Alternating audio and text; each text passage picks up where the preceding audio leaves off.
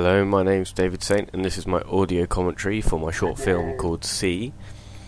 I just want to start off by talking about the audio, as obviously the audio is most prominent at the beginning of the video, as you have no video at all. The soundtrack itself I had a little bit of difficulty with because I wasn't quite sure what kind of feel I wanted to give. I wanted to make my main character seem more like a businessman, seem busy, so I went for some kind of upbeat but dark rock music, and in the end, after some peer feedback, it was suggested to go for this kind of more eerie kind of effect, and I think that goes quite well with the whole moral tale thing that my story takes. From a production standpoint, everything was set to be filmed at specific times of the day using a fairly strict shooting schedule. Obviously I made room for contingencies, but the purpose of this was that for each time we came back to film another day, the light would be the same, and we also have this kind of progression of the lighting to show that this happens over the course of one day. If I hadn't managed to follow my schedule, I maybe could have tried to make up for this in post-production, but it was a lot safer to have it scheduled and have it pinned down in the first place, just to make sure.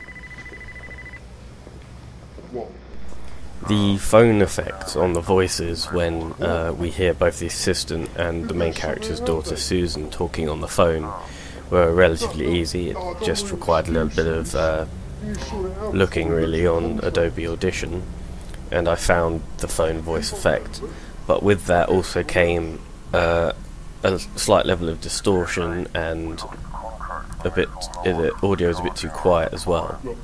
So I searched up audio compression, and I boosted the sound whilst maintaining the levels, keeping them equal so that we didn't get any clipping. And I think now you can hear them a lot clearer than what you would have heard them when I just simply added the effect.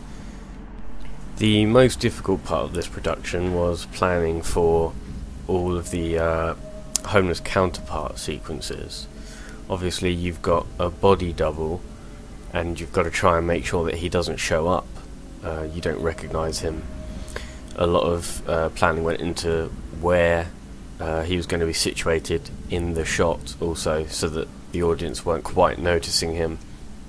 There was a very clear arc of where I wanted the audience to start seeing this homeless person more and more in the shot, so they start to recognise that he's a recurring factor within the story, and then obviously he's confronted with him by the end.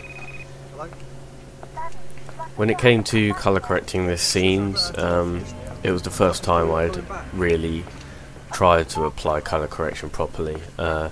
Whilst it's not perfect, obviously a lot of that's to do with the quality of the input, which would be the fact that I still had a little bit of issues with things like aperture, frame rates.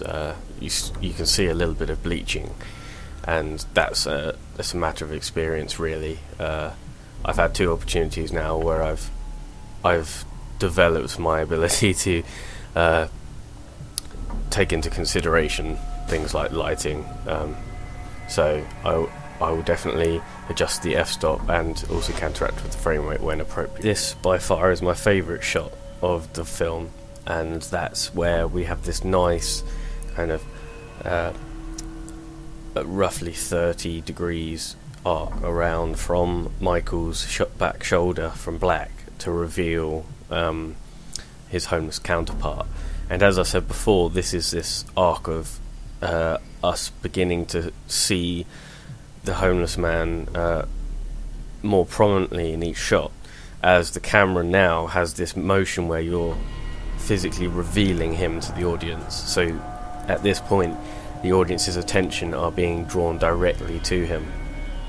Now we had a problem when we went back, when we were filming in this alleyway again with Michael on the telephone firing his assistant, where someone I was working with suggested having the homeless character in a different position down the alleyway and having this similar arc to reveal him, but when it came to editing, after shooting both the one that you can see now in that shot and his suggestion, it was clear that this was the only point where I wanted to physically reveal the homeless man, and I think it does a good job of having a steady slope of where you can see it rising, the level of attention that the camera is giving to that homeless man for the audience. When he collapses and you see the homeless counterpart is him, the shot of the homeless man, the close-up version of him, was actually filmed slightly earlier in the day, so that was done in post-production. In fact, I think it looks slightly better quality than the one that was actually filmed slightly darker. That would obviously have something to do with my ability again with lighting on camera. Filming the two homeless people in the same place, I'd say the most similar example I could think of was Sixth Day, the moment when he's confronted with himself in his daughter's school, and I think it's really nicely cut. Obviously you get a bit more of a over-the-shoulder two-shot in that circumstance, but I wanted to be able to film with just that one actor on my second day when I came back as a homeless person. So I just decided to compare that kind of close-up to a close-up. You've got that symmetry of the exact same shot for the audience to make that connection between the two.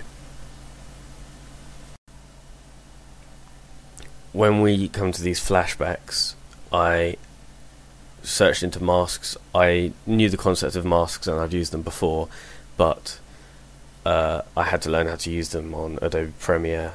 I made a mask, I feathered the edges, I made it black to get this really nice kind of blurred effect. The way it's kind of restricting your view or makes it seem almost like a really old-fashioned film, and that's kind of the way I wanted people to see it, to make that kind of connection with the fact that it's a memory, it's a flashback.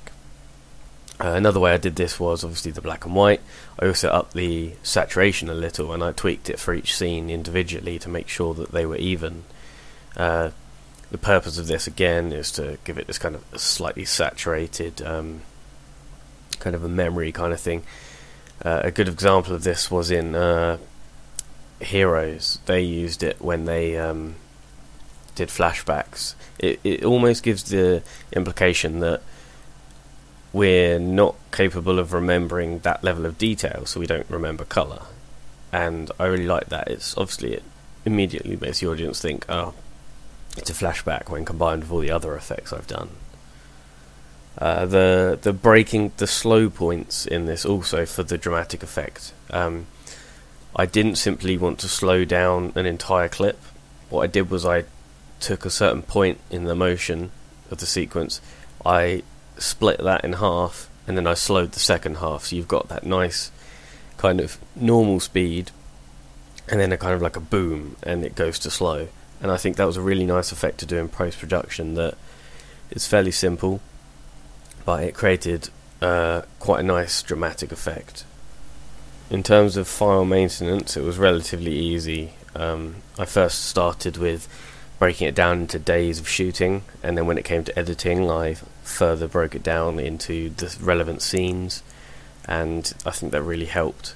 If I was to do a bigger production than simply a 5-minute film, then I would have to go into further detail, perhaps name each clip, which I didn't do this time. I also think that I could have maintained my other files better as I started adding things like titles and audio.